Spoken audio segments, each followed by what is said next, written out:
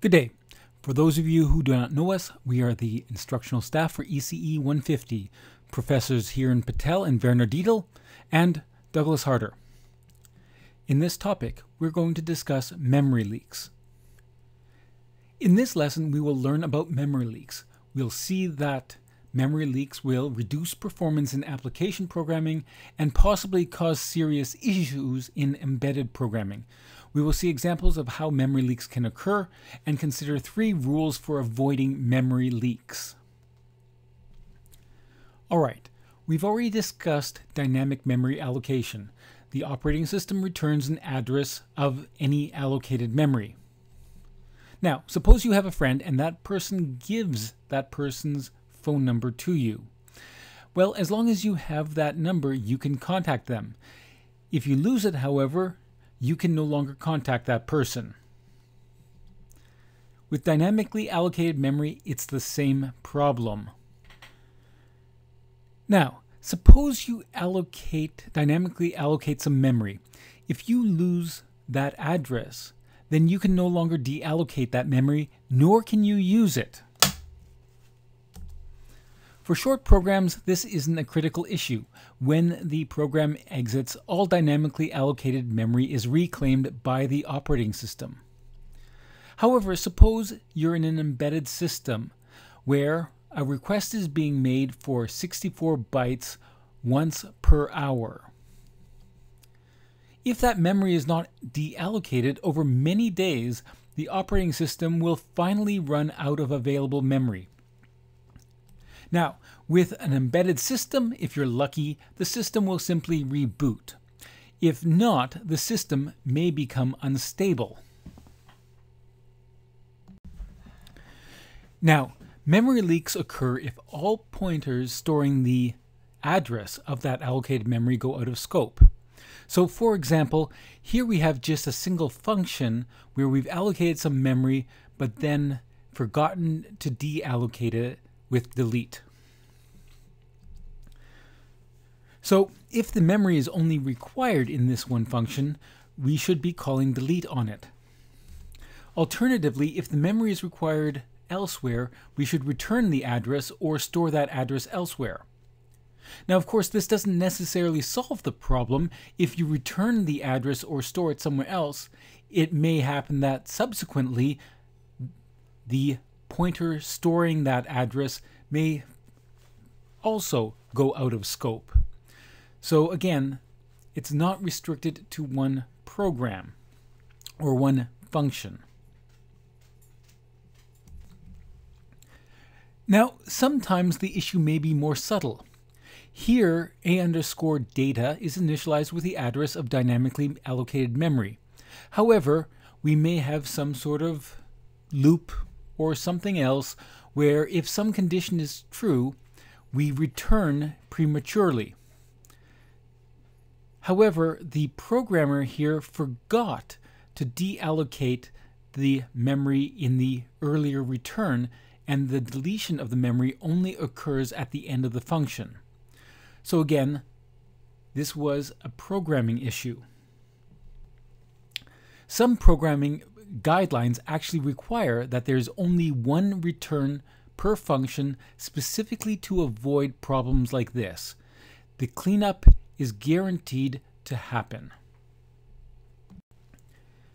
Now, a memory leak may also occur if the last pointer storing the address of dynamically allocated memory is overwritten with an assignment statement.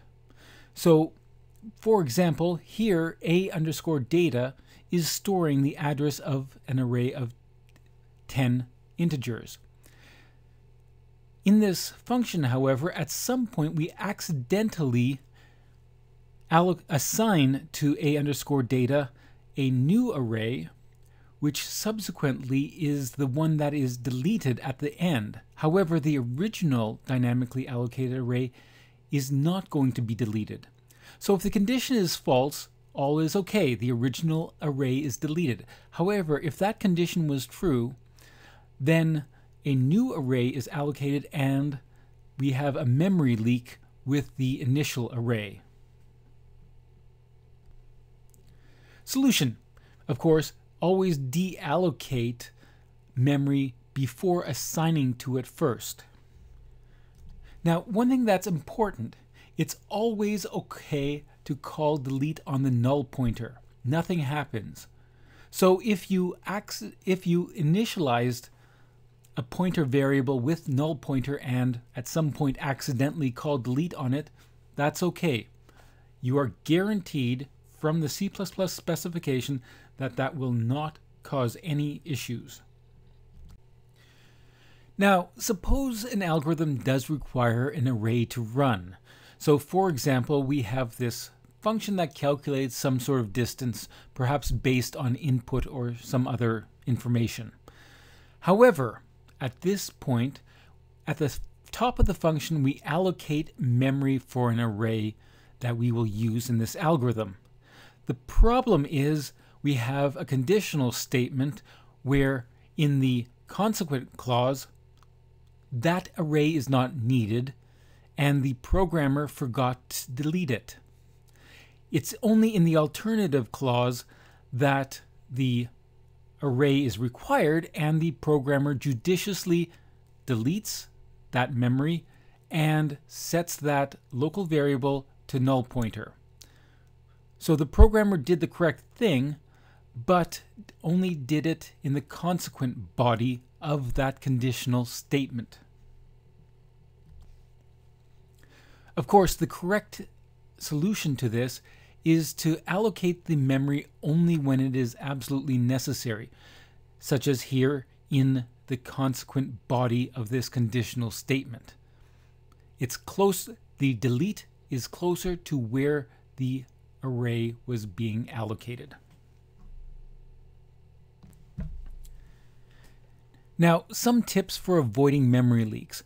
Try to avoid assigning an address. Instead, only allocate memory during the initialization of a pointer. Also, check pointers before they leave their scope. So if a local variable is a pointer, when it leaves its scope, it should either be a return value or the memory associated should have been deallocated and that pointer should have been set to null pointer.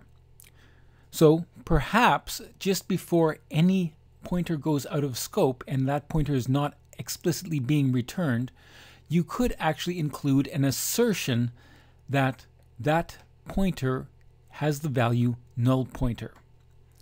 Finally, pointers should only be defined in the smallest scope necessary.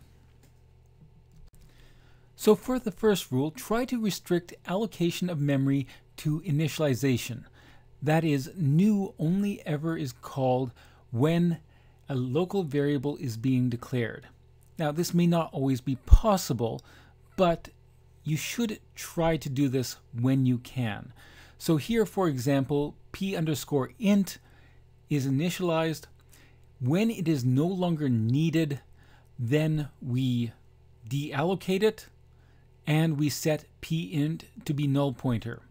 Then at the very end, we include an assertion just to make sure that p_int was indeed set to null pointer. Now, avoiding memory leaks also requires rigorous control on any assignments. After deleting a pointer, set its value to null pointer.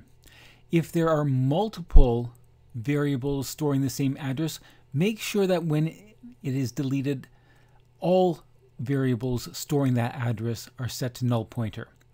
Also, at the end of the function, again, we should check that any local variables that are pointers should either be returned or set to null pointer. So for example, here p_int1 is dynamically allocated memory and p_int2 stores that same address. On the other hand, the return value is going to be an array of 10 doubles. Now, we're doing something with all of these variables, but at some point we must be deleting p_int1 or p_int2. However, one of those addresses must be sent back to the operating system, and at that point, both local variables should be assigned null pointer. Always use the smallest scope necessary for dynamically allocated memory. If you only need that dynamically allocated memory within a block, do not declare and allocate that memory outside that block. So, for example, here, the array of capacity 3 is only required in some special condition.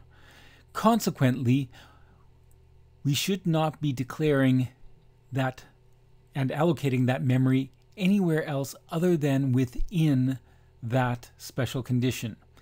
Also, inside that special condition, we should also be aware of when we should be deleting it, and we should be setting that local variable to null pointer, and we should check to make sure that that local variable is indeed set to null pointer before that block exits. So, following this topic, you now understand dynamic memory allocation can result in memory leaks. You know that leaks are critically dangerous in embedded systems. You know that you must ensure to track the addresses and deallocate any memory when you have finished using it, making sure that you are tracking it before you call delete on it. You understand that you should restrict allocation to initialization where possible. This isn't always the case. You should check pointers before they go out of scope, and you should restrict pointers to the smallest possible scope necessary. Here's the references, the colophon, and a disclaimer. Cheers!